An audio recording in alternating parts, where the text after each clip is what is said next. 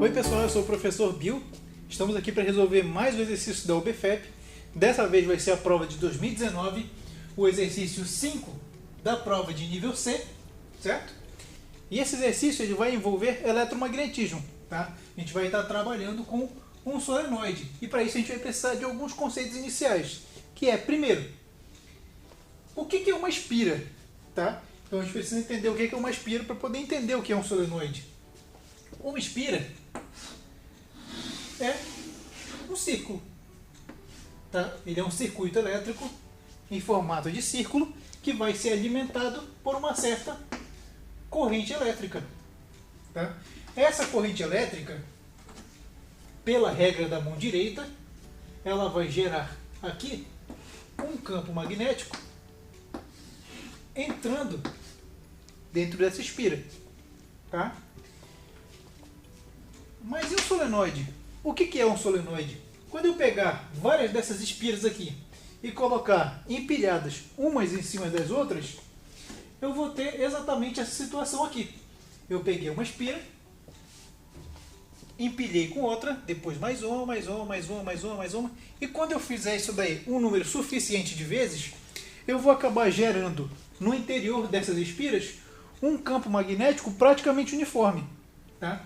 Então, qual que é a grande vantagem do solenoide? É que dentro dele eu gero um campo magnético que é uniforme, tá? E fora dele eu vou gerar um campo magnético nulo se eu tiver espiras o suficiente, tá?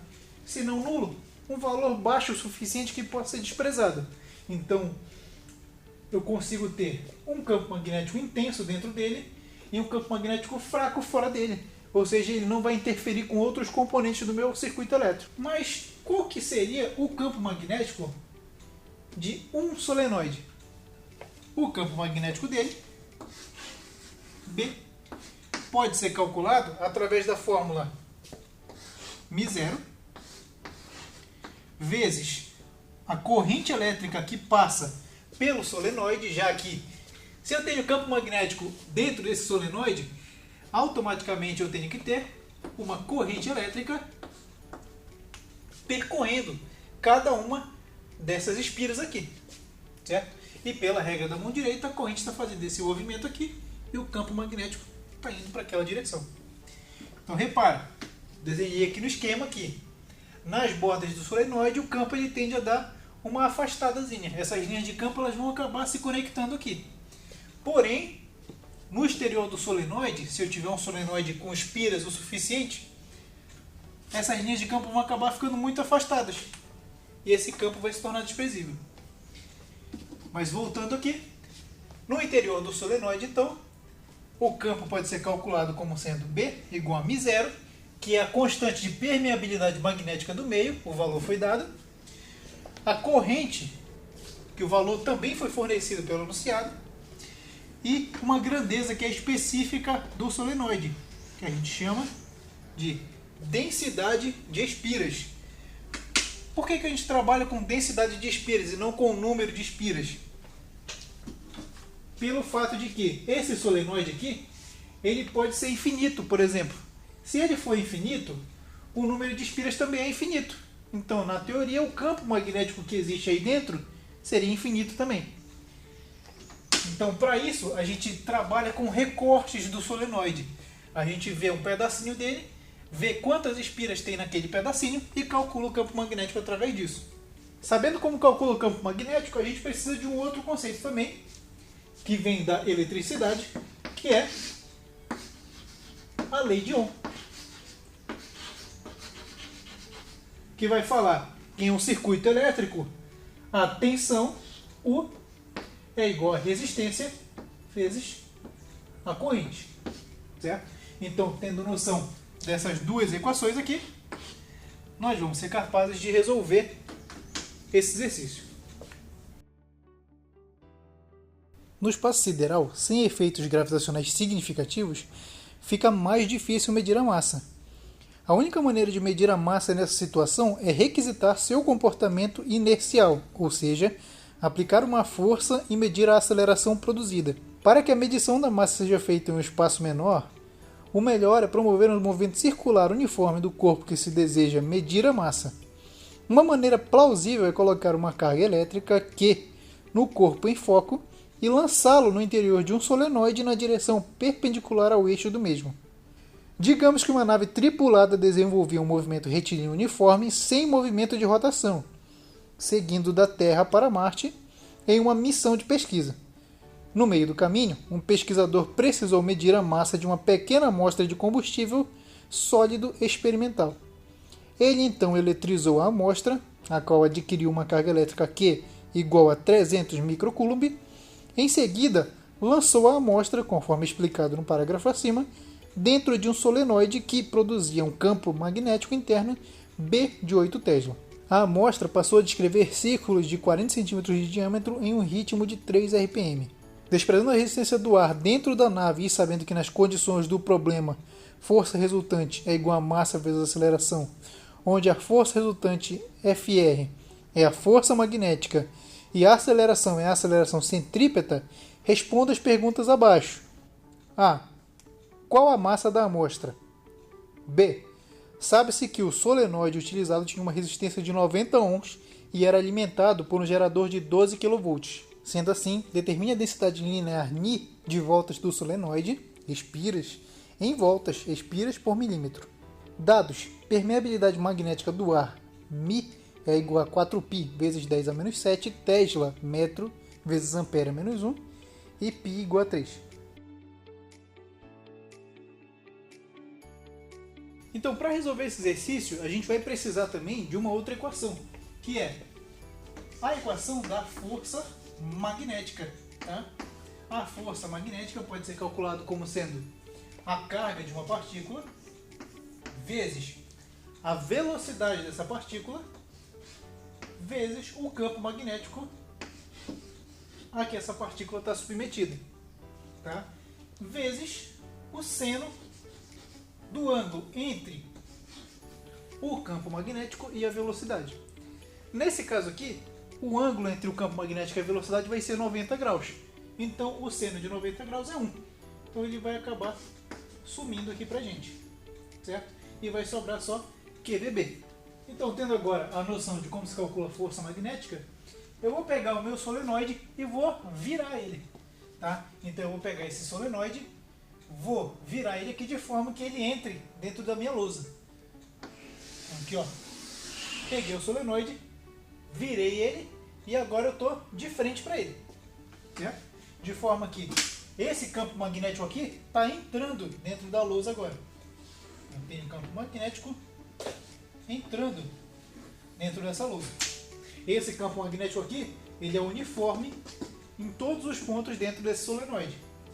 Então o que vai acontecer quando eu colocar uma partícula que tem carga, tem velocidade e ela está sob a ação de um campo magnético dentro do solenoide, certo? Vai surgir sobre essa carga aqui uma certa força magnética. E olha só, a força magnética vai poder ser calculada através disso aqui. Mas eu tenho que determinar também qual que é a direção e sentido da atuação dela. E eu faço isso através da regra da mão esquerda. Ó, o campo magnético está entrando. A velocidade dessa partícula está para baixo. Eles estão formando 90 graus. Campo magnético entrando, velocidade para baixo. A força magnética vai aparecer aqui para a esquerda, certo? Então essa força magnética ela vai começar a puxar essa velocidade de forma que essa velocidade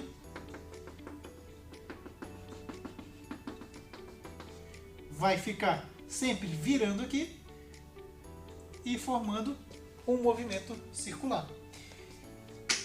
E a gente tem que lembrar que no movimento circular a força que aponta para o centro é chamada de força resultante centrípeta. Então, essa força magnética ela está se comportando como uma força resultante centrípeta. Tá? A força magnética, QVB, a força resultante centrípeta, mv² sobre o raio. Que raio é esse aqui? O raio que a partícula está descrevendo. E esse raio foi dado para a gente, 40 centímetros. Então a gente tem que descobrir qual que é a velocidade com que essa partícula está andando. Por quê? Porque o que é dado? O campo magnético é dado. O raio é dado. Se eu descobrir a velocidade, eu consigo achar então a massa dessa partícula, que é o nosso objetivo aqui. Velocidade desse lado, velocidade aqui, eu tiro esse quadrado. E aí eu tenho aqui QB. Vou passar esse R para cá multiplicando. É igual a M vezes V. A velocidade eu vou passar dividindo. Então eu tenho que M vai ser igual a QBR dividido por V. Só falta descobrir qual que é a minha velocidade. E ele me deu uma dica, que é a frequência é 3 rotações por minuto. E olha só, se a gente lembra de movimento circular, MCU, movimento circular uniforme, eu tenho que velocidade é igual a ΔS por ΔT. Só que ΔS, qual que é o ΔS percorrido em uma volta? 2π vezes o raio. Qual que é o tempo necessário para percorrer uma volta? É um período, aquele T maiúsculo. Só que frequência é a mesma coisa que 1 sobre o período. E repara que aqui o período está embaixo. Então eu posso reescrever essa equação como sendo 2πr vezes a frequência. Então eu consigo obter a minha velocidade através dessa equação aqui. 2 vezes o π vezes o raio vezes a frequência. Então, para eu conseguir calcular a velocidade, eu utilizo essa equação. 2π vezes o raio vezes a frequência. Aqui a gente tem que se atentar a uma coisa. Eu coloquei aqui o raio, só que na verdade o que o exercício fornece é o diâmetro. Tá?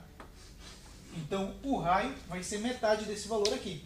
O diâmetro é 40 centímetros, o raio vai ser 20 centímetros. Tudo bem? Então, sabendo agora que eu calculo a velocidade assim, vamos lá partir para o cálculo dessa velocidade. Primeiro, o raio. Qual que é o raio? 20 centímetros, que é a mesma coisa que 20 vezes 10 a menos 2 metros.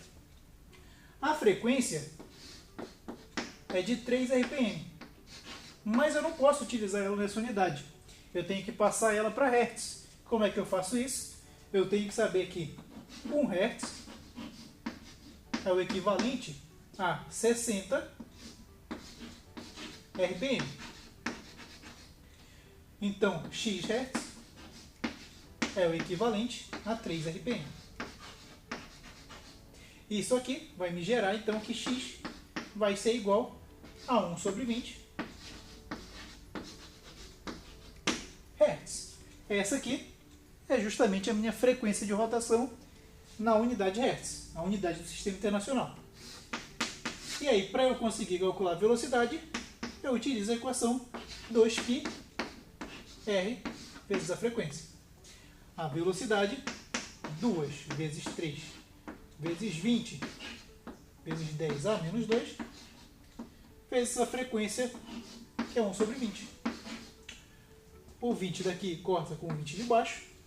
2 vezes 3 vai ser igual a 6. E sobra aqui esse 10 a menos 2. Na unidade metros por segundo. E essa aqui é exatamente a nossa velocidade.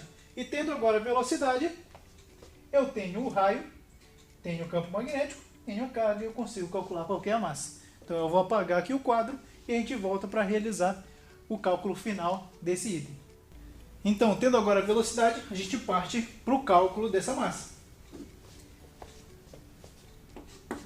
A carga é dada pelo enunciado, 300 microcoulomb, lembrando que o micro equivale a 10 a menos 6.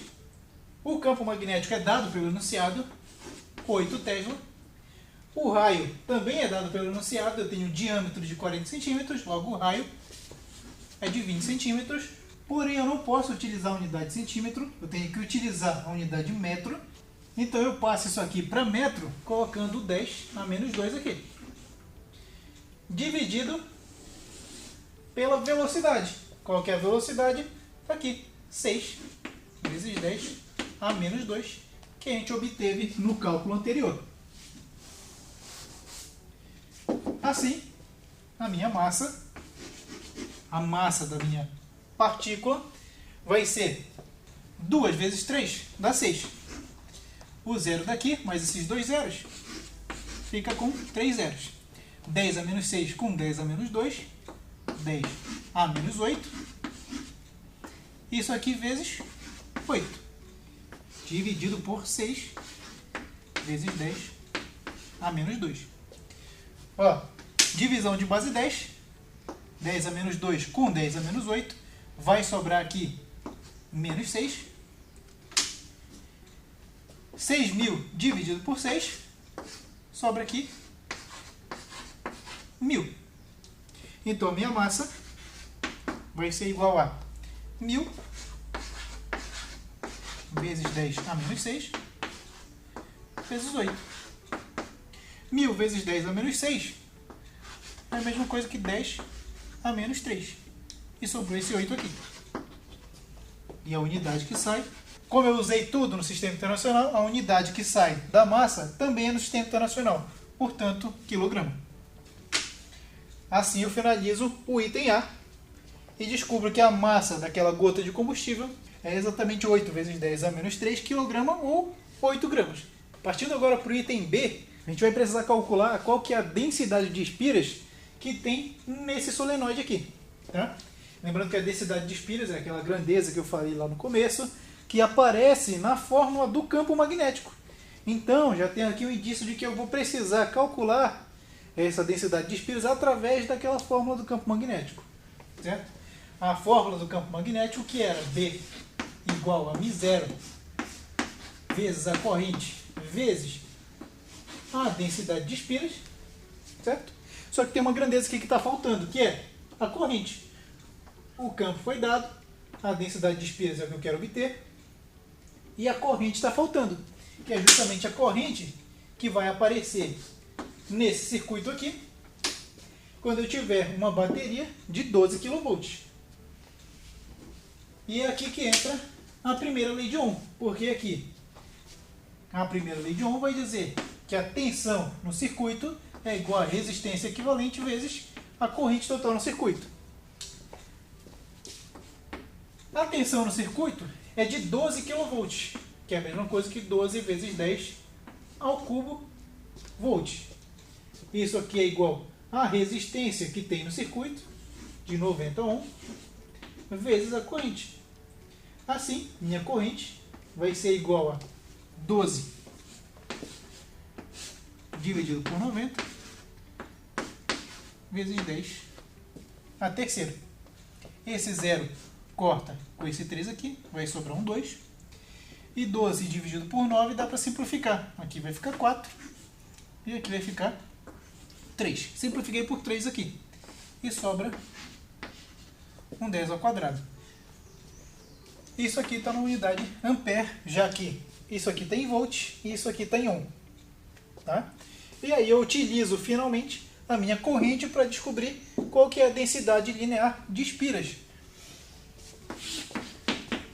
Tendo agora a corrente, eu consigo partir para o cálculo da densidade de espiras. Então, o campo magnético vale 8. Isso aqui vai ser igual a 4π, que é o B0, vezes 10 a menos 7.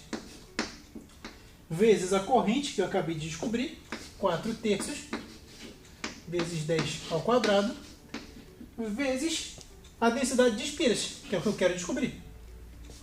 O π vale 3. 3 dividido por 3, corta. 8 vai ser igual a 4 vezes 4, dá 16. 10 a menos 7 com 10 ao quadrado, dá 10 a menos 5. Densidade de espira.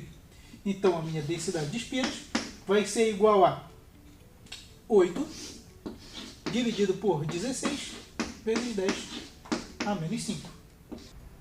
Que vai ser igual a 0,5 vezes 10 a quinta. Então, a minha densidade de espiras é igual a 5 vezes 10 a 4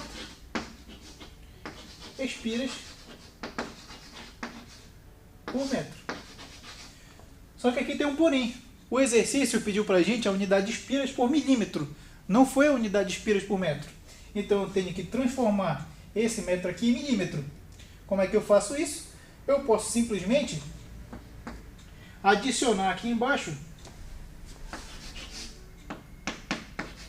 5 vezes 10 a menos 4, vezes 10 a quarta, na verdade, espiras. E aqui embaixo eu vou fazer uma malandragem. Eu vou colocar aqui 1 milímetro. Só que eu tenho que lembrar aqui, o que significa esse prefixo mili, de milímetro? Ele significa 10 a menos 3. Então, se eu coloquei um 10 a menos 3 aqui embaixo, eu tenho que colocar um 10 a menos 3 aqui em cima também. 10 a quarta vezes 10 a menos 3 vai ser igual a 5 vezes 10, que é a mesma coisa que 50 espiras por milímetro. E assim a gente finaliza o item B dessa questão. Muito obrigado para você que assistiu até o final. Se você quiser ver mais vídeos como esse, é só clicar no card que vai aparecer aqui em cima. E vejo vocês no próximo vídeo.